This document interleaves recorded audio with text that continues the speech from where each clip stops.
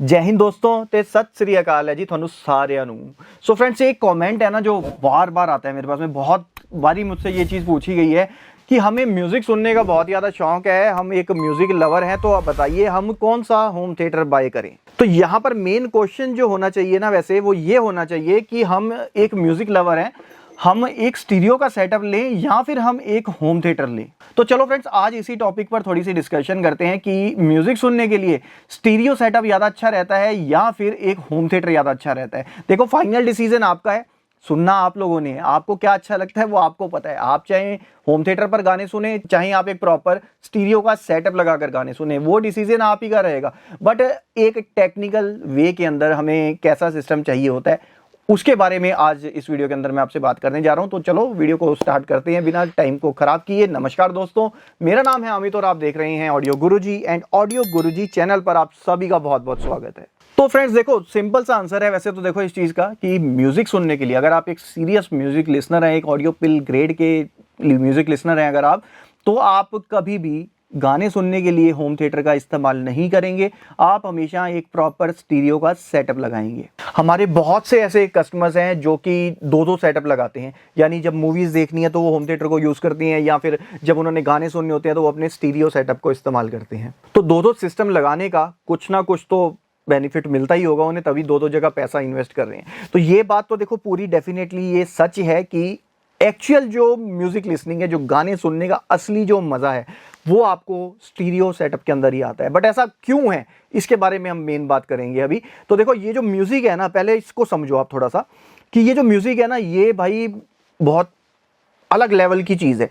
आजकल के ज़माने में तो ये बहुत ईजी हो चुका है ना, बट पहले के ज़माने में क्या होता था कि ये जो म्यूजिक होता है ना, ये हर एक के सुनने के लिए नहीं होता था, हर एक की औकात नहीं होती थी इसको सुनने की। जो बड़े बड़े राजा महाराजा हुआ करते थे ना, सिर्फ उनके अंदर हिम्मत होती थी इसे अफोर्ड करने की।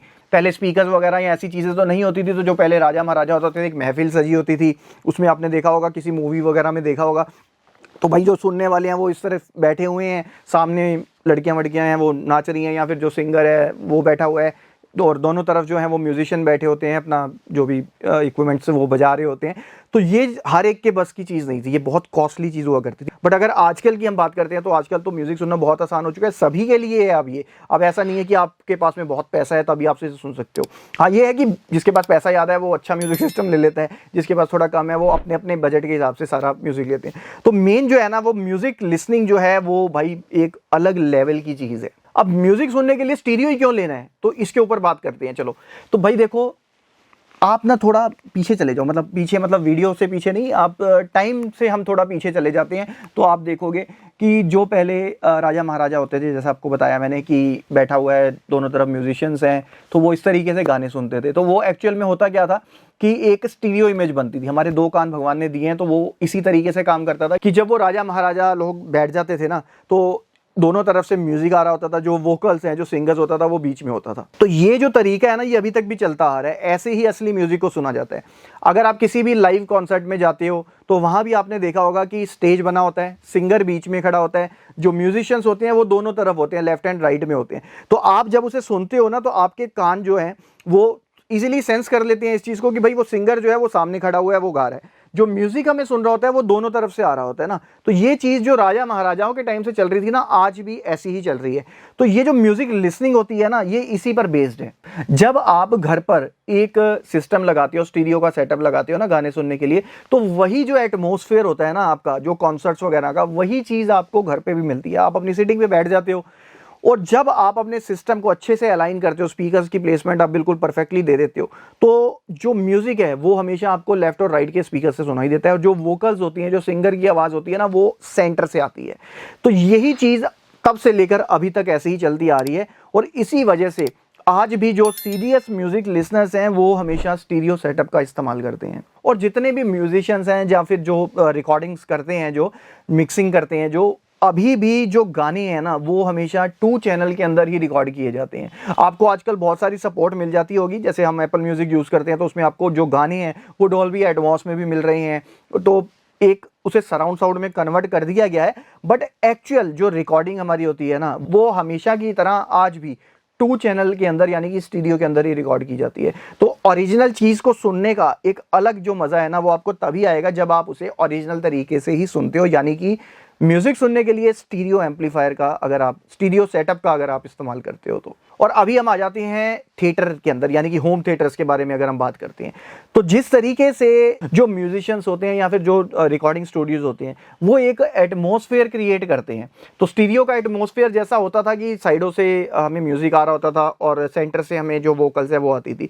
तो स्टीरियो के अंदर वो उसी एटमॉस्फेयर को बनाने की कोशिश करते हैं कि आप जब घर पर सुनो तो आपको एक कॉन्सर्ट हॉल जैसी फीलिंग आए।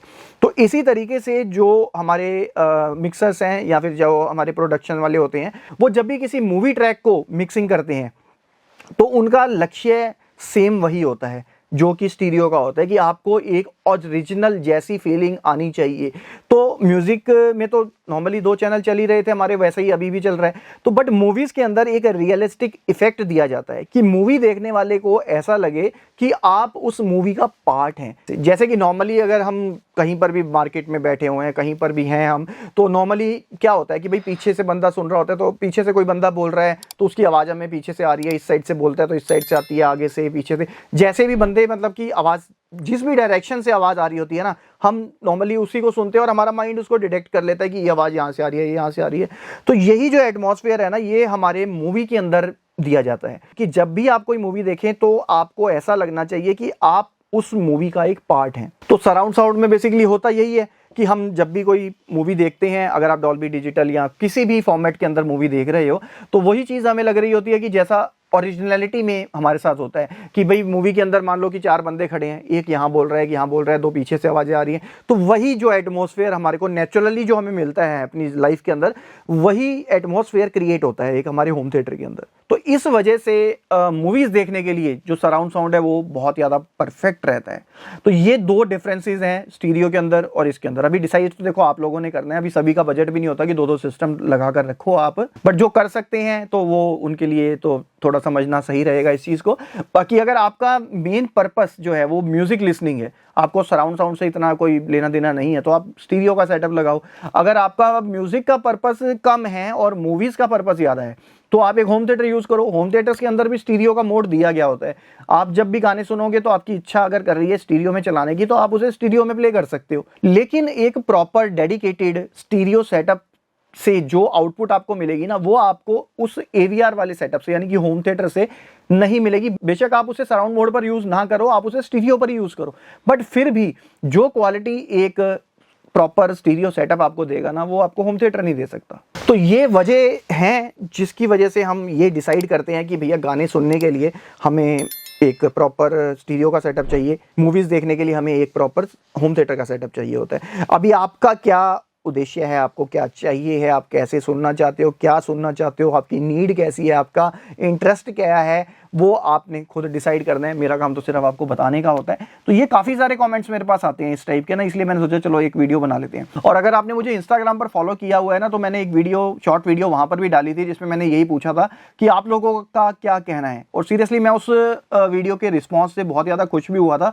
क्योंकि उसमें सभी लोगों ने बिल्कुल परफेक्ट आंसर दिया है कि stereo is best for music listening, जो कि एक फैक्ट है। मतलब मुझे ये देखकर काफ़ी अच्छा लगा कि हाँ, लोग इस चीज़ को समझते हैं। अभी ऐसे लोग हैं तो बहुत कम, क्योंकि इस वीडियो पर भी बहुत सारे ऐसे कमेंट्स आएंगे जो कि मुझे गलत ही साबित करेंगे।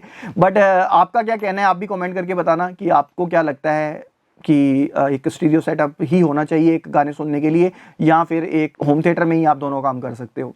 तो आपकी क्या राय है ये भी आप मुझे ज़रूर बताना, एक बार कमेंट ज़रूर करना, और वीडियो को लाइक भी ज़रूर करना। और इंस्टाग्राम पे फॉलो नहीं किया तो वहाँ भी फॉलो कर लो, वहाँ भी कभी कभी कुछ वीडियोज़ में डालता रहता हूँ छोटी मोटी। और फिलहाल तो मेन रिक्वेस्ट आपसे यही है कि वीडियो को आप शेयर करें जिन लोगों को इस बारे में जानने की ज़रूरत है, और वीडियो को लाइक ज़रूर करें। और अगर नए हैं और आपको लगे कि हाँ ये इन्फॉर्मेशन थोड़ी यूज़फुल थी, तो चैनल को सब्सक्राइब ज़रूर कर लीजिएगा और बेल आइकन को भी दबा लीजिएगा। बाकी आपसे अब मैं मिलता हूँ अगली वीडियो के अंदर। अभी के लिए आपसे इजाज़त चाहूँगा, और तब तक के लिए आप स्वस्थ रहिएगा और मस्त रहिएगा। फिर मिलते हैं दोस्तों। जय हिंद दोस्तों, सत श्री अकाल।